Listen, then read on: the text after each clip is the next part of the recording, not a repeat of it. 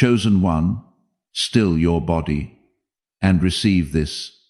That warmth spreading through your chest right now. The one that feels like something ancient recognizing you. That is not your imagination. God just looked at you, and he laughed. Not the laugh of someone who finds you amusing, not the laugh of someone watching you stumble.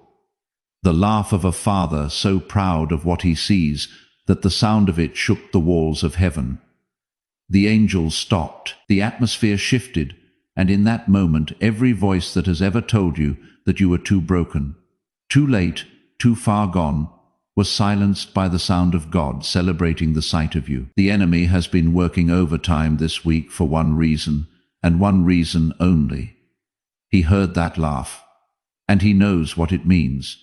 It all ends here. The shame, the self-doubt, the quiet belief that you are somehow less than what God promised.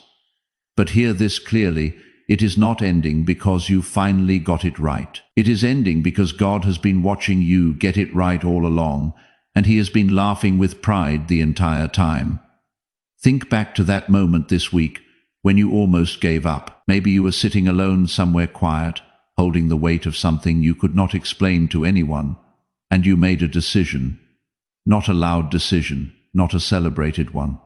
Maybe you chose to get up again. Maybe you chose to stay kind when cruelty would have been easier. Maybe you simply chose not to quit when quitting was the only thing that made sense. You had no idea what that moment looked like from heaven, but God saw it, and that was the moment he laughed. Type amen in the comments right now. Let heaven see that you showed up for this. You did not find this message by accident. The algorithm did not bring you here. God did. This is a divine appointment that was written into your timeline before you ever drew your first breath.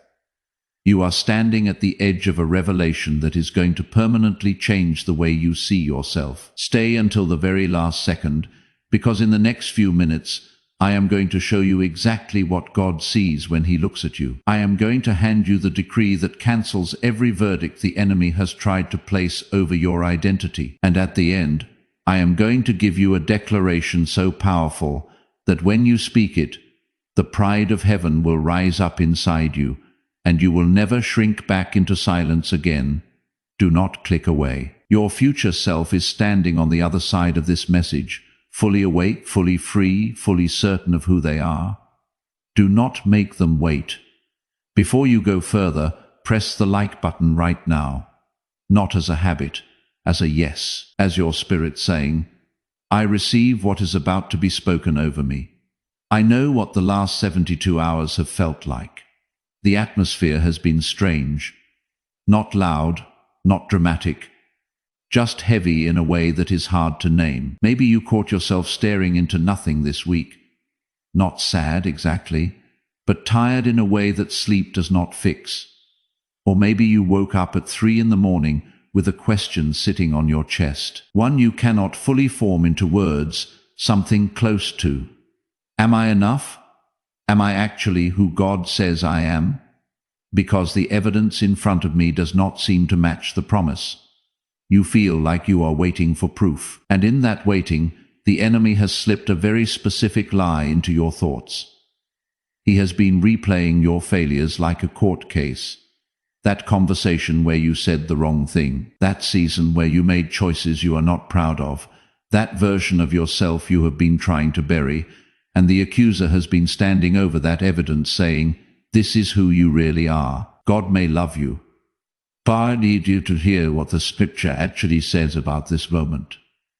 He will rejoice over you with gladness. He will quiet you by his love. He will exalt over you with loud singing. Listen to that. He exalts over you. He sings over you. That is not the language of a God who is disappointed. That is the language of a father who cannot contain his pride. The word used in that scripture is the same word used for a warrior celebrating a victory. God is not tolerating you. He is celebrating you. Type 777. If you believe God is proud of you right now, not someday, not after you fix everything, Right now, the enemy has been lying to you about your position in the eyes of God. He has been telling you that your weaknesses are disqualifications. But the truth is this: God has seen every battle you have fought in private, every moment you chose character when no one was watching, every tear you cried in a room alone, trusting Him even when trust felt impossible, and every single time He looked at you and laughed with so much pride, it echoed through eternity. The heaviness you feel right now is not the weight of shame. It is the weight of glory that has not yet landed on you fully. It is the pressure of a calling that is too large for the container you have been trying to hold yourself in. You are not behind. You are not disqualified. You are not forgotten. My name is Joseph Bill. For years I have been studying the patterns of spiritual awakening, the warfare that follows a chosen one, the moment they begin to step into who they were created to be, and the breakthroughs that are always closer than they appear.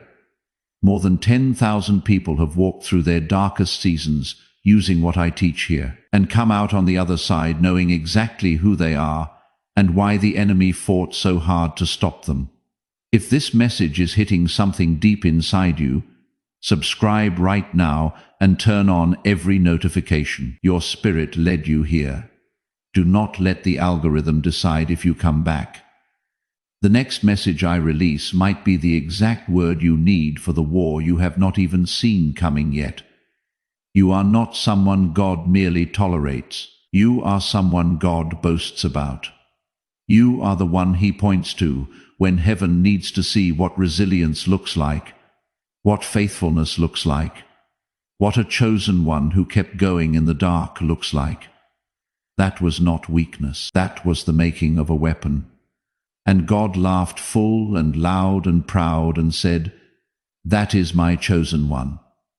As this word settles in your spirit, know that helping with this mission is not a small thing. It is a sign that you understand what is at stake. You can support this work through the link in the description or the pinned comment, whether by buying a coffee, making a donation, or becoming a member of our exclusive community. By doing so, you become part of what God is using to reach the one who is still hiding, still believing the accuser's case against them, still waiting to hear that heaven is proud of them. Every seed you plant turns into light that reaches that person.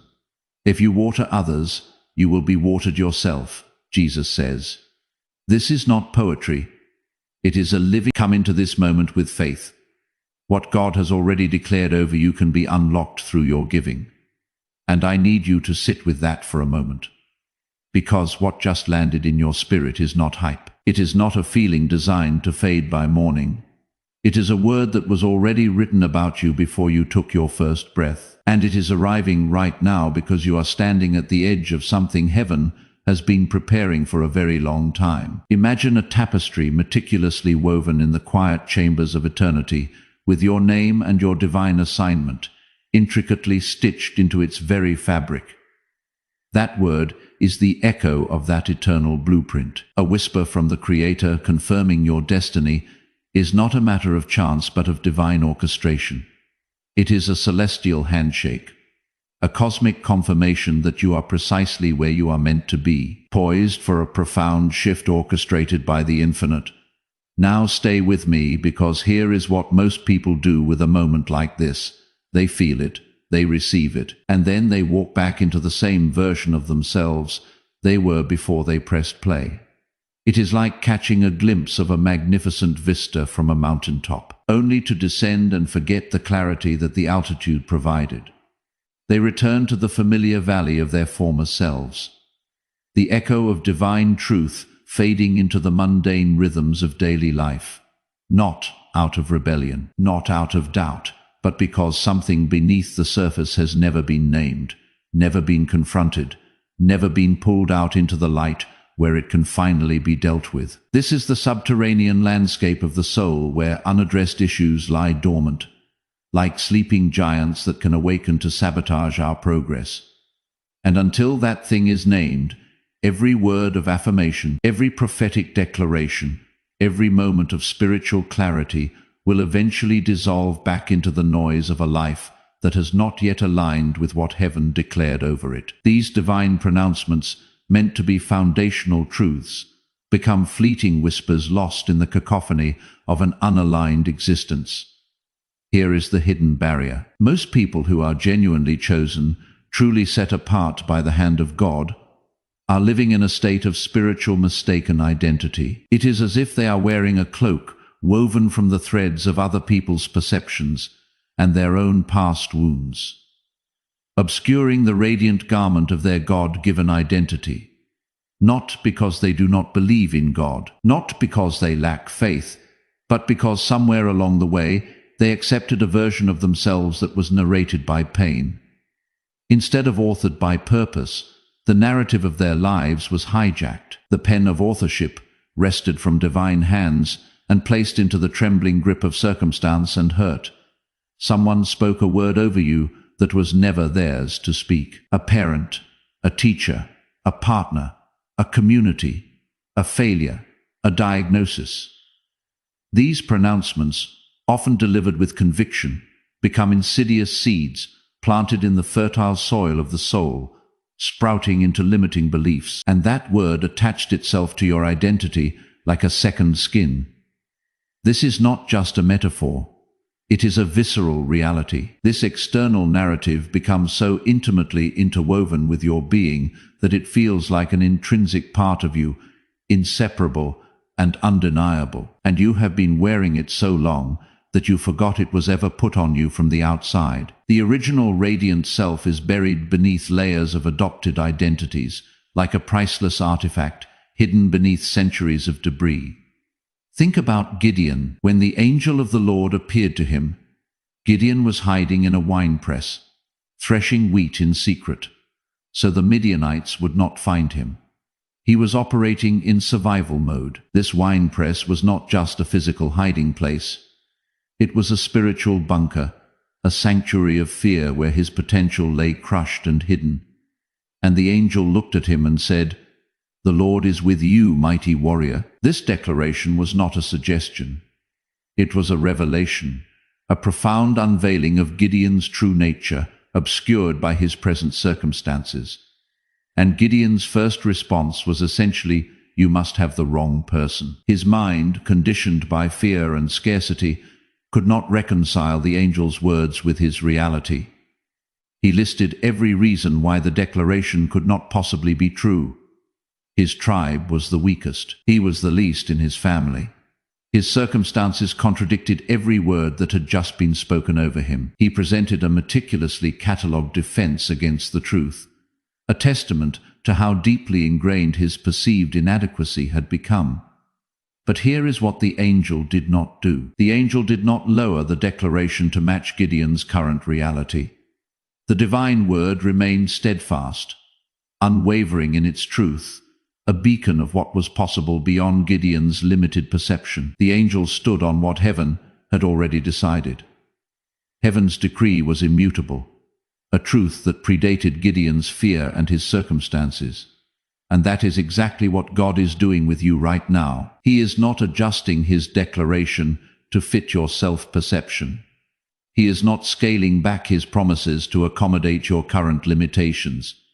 He is calling you to rise until your self-perception catches up with his. This is an invitation to a spiritual ascension, a journey where your internal landscape is recalibrated to mirror the divine blueprint. It is a call to inhabit the truth of who he says you are, rather than clinging to the echoes of who you have been told you are.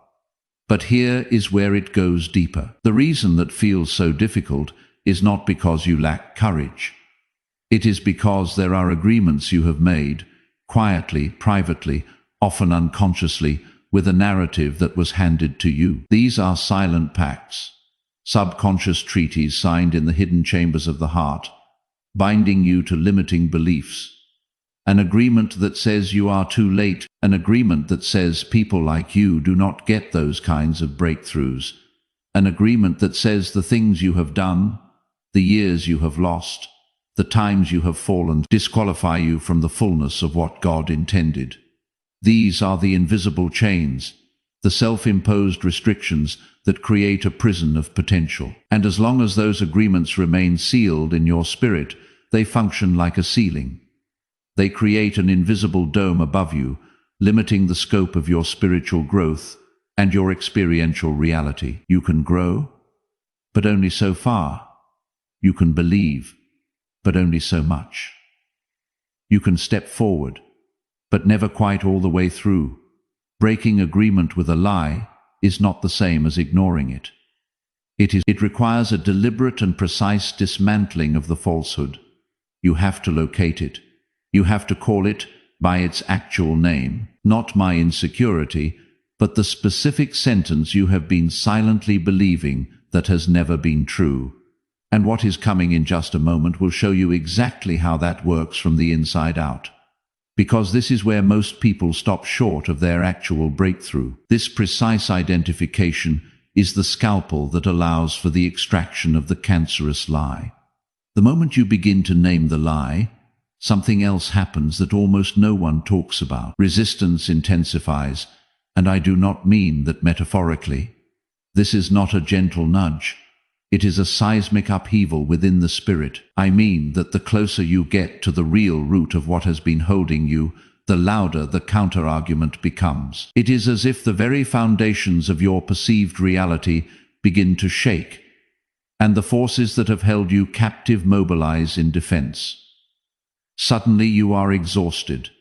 Suddenly something urgent demands your attention. Suddenly your mind floods with reasons why this does not apply to you, or why now is not the right time, or why you have tried this kind of thing before, and it did not work. This is the adrenaline of the adversary, the desperate attempt to pull you back from the precipice of liberation.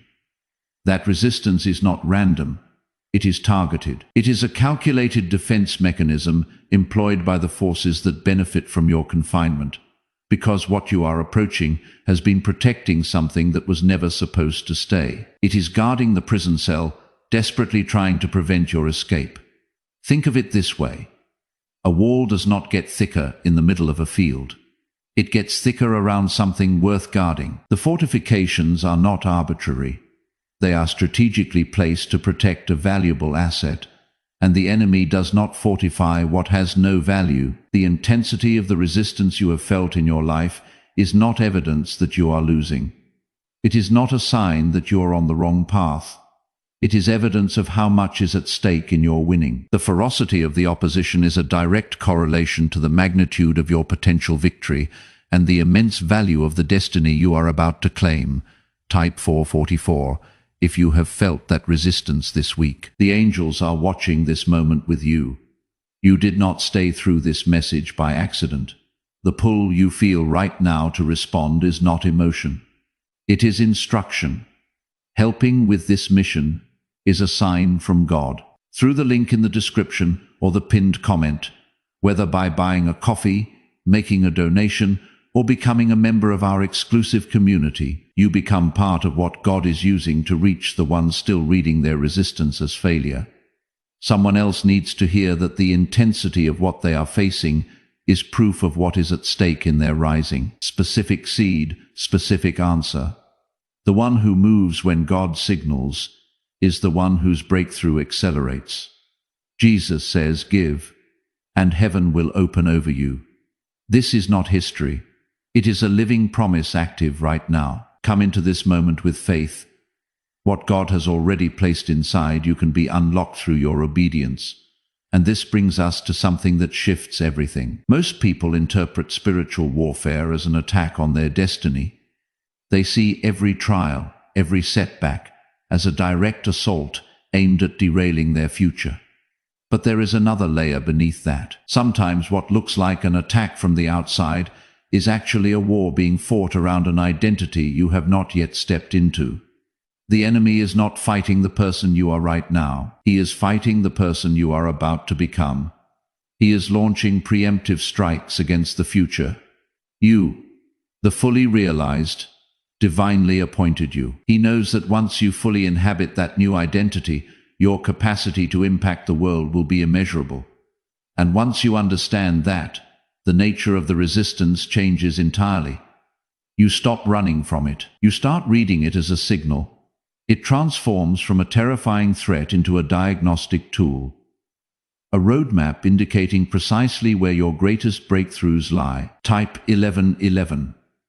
Type 11 is your declaration that a new chapter begins here. And almost no one sees it coming. This is the subtle trap, the deceptive detour that can keep even the most earnest seeker on the fringes of their promise.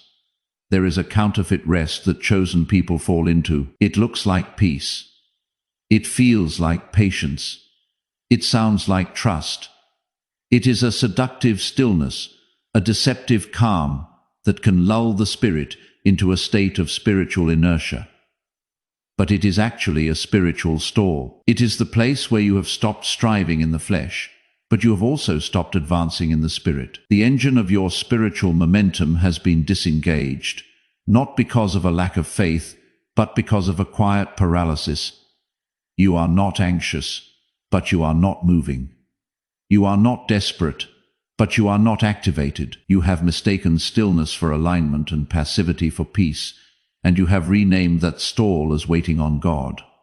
This is a subtle perversion of divine timing, a redefinition of spiritual inactivity. But there is a difference between divine waiting and divine delay caused by inner avoidance. One is an act of faith, a surrendered posture in alignment with God's perfect timing. The other is an act of fear dressed up in the language of surrender, a sophisticated form of self-deception that masquerades as piety. Elijah understood this after the fire fell on Mount Carmel. After the greatest public victory of his prophetic life, he ran. He fled from the palpable manifestation of God's power into the desolate shadow of fear and exhaustion. He went under a juniper tree and told God he was done. He chose a place of perceived safety, a retreat from the overwhelming weight of his calling and the threats against his life. And God did not rebuke him. God did not preach at him. God let him sleep. God fed him. God met him in his brokenness, providing for his physical and emotional needs, a testament to his enduring grace. And then God asked him a question that he is asking you right now. What are you doing here? Not as condemnation, as an invitation to locate yourself. This is not a judgment, but a gentle yet firm call for self-examination, a call to confront the spiritual reality behind the physical location. Because Elijah was not in the wrong place geographically, he was in the wrong place spiritually. He had let the roar of Jezebel override the fire of God he had just witnessed with his own eyes. The terrifying pronouncements of his enemy had eclipsed the undeniable evidence of divine power. And God needed him to name that before he could be sent back out. The truth had to be spoken, the hidden reason brought to the surface before restoration and recommissioning could occur. What are you doing here? In the waiting, in the withdrawal, in the place that feels safe, but has started to feel smaller than what your spirit knows you were made for. What are you doing here? And this leads to the real turning point, the one most people never reach because they stop just before it. You have been praying for God to change your circumstances, and there is nothing wrong with that prayer. It is a natural and valid expression of seeking divine intervention. But what heaven has been waiting for is your agreement to let him change your identity first. Because your circumstances are almost always a reflection of what you believe about yourself at the deepest level. They are the external manifestations of your internal landscape, not your surface beliefs, not the ones you confess out loud. These deeply embedded convictions are the true architects of your reality. Jacob wrestled with God at the river Jabbok, and what most people miss is that Jacob had been running his entire life. He ran from Esau. He ran from Laban. He was always moving, always maneuvering, always working the angle. A life characterized by flight and manipulation. And God finally stopped him at the crossing and said, "We are not going any further until you face something, until you wrestle with it and refuse to let go, until it blesses you." This was not a casual encounter. It was an all-night spiritual battle, a profound confrontation designed to break the old and birth the new. And the blessing that came was not wealth. It was not a promise. It was a new name, Israel, because what God knew was that Jacob could not walk into his destiny carrying Jacob's identity. The old name, steeped in his history of deception and flight, was incompatible with the future God had planned. The name had to change first.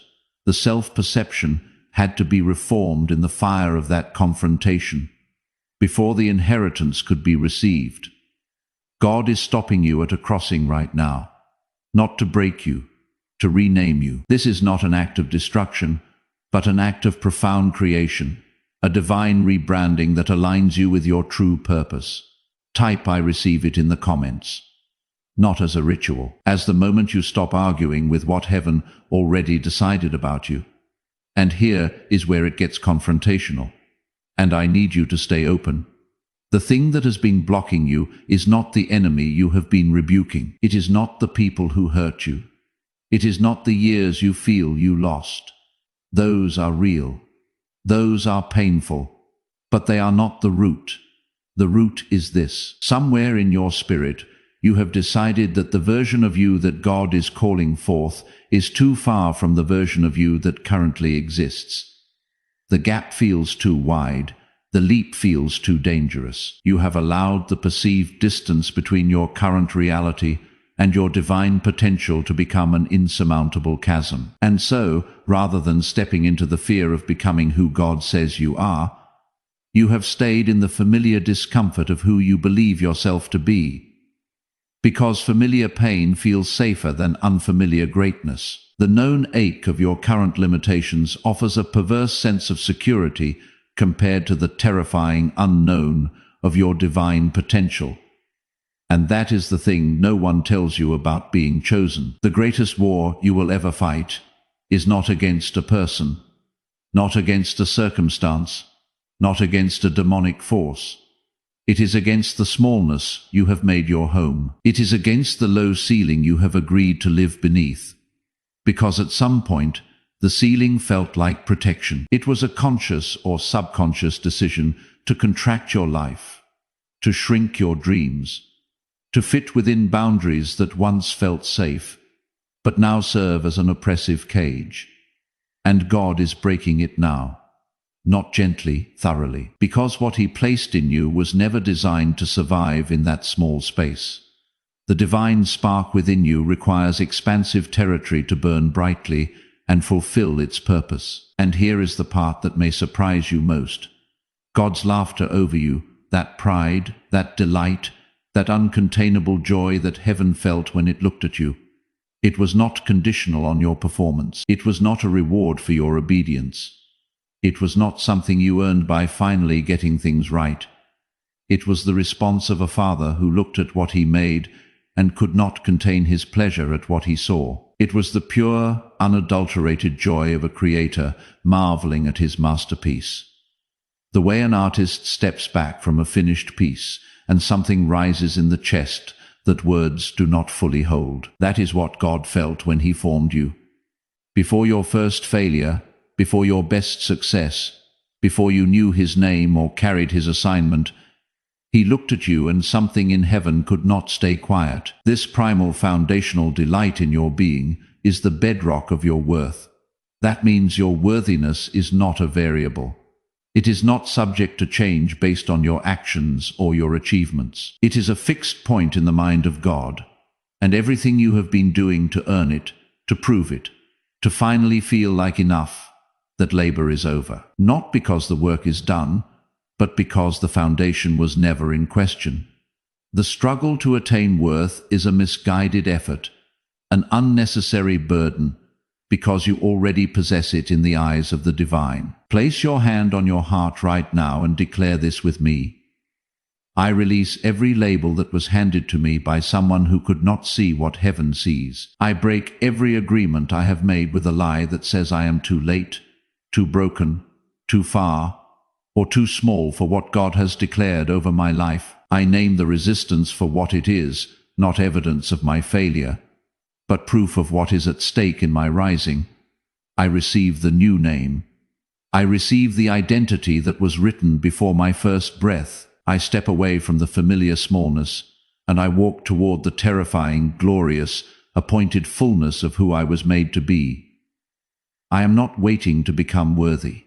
I am walking as one who already is, and I move forward today, not because everything is perfect, but because God looked at me, all of me, and laughed with pride.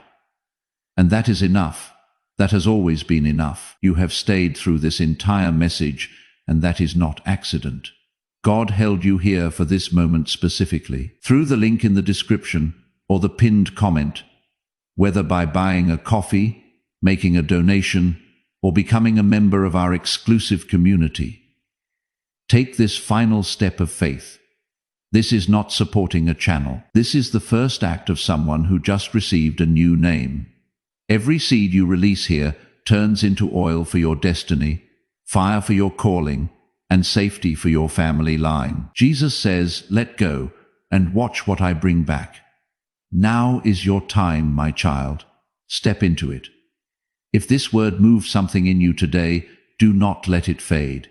Send this to someone who needs to hear that heaven still sees them. You bring the anointing into your own life as you share. Tell me in the comments what broke open for you today. Type it out. Declarations made in public carry a different weight.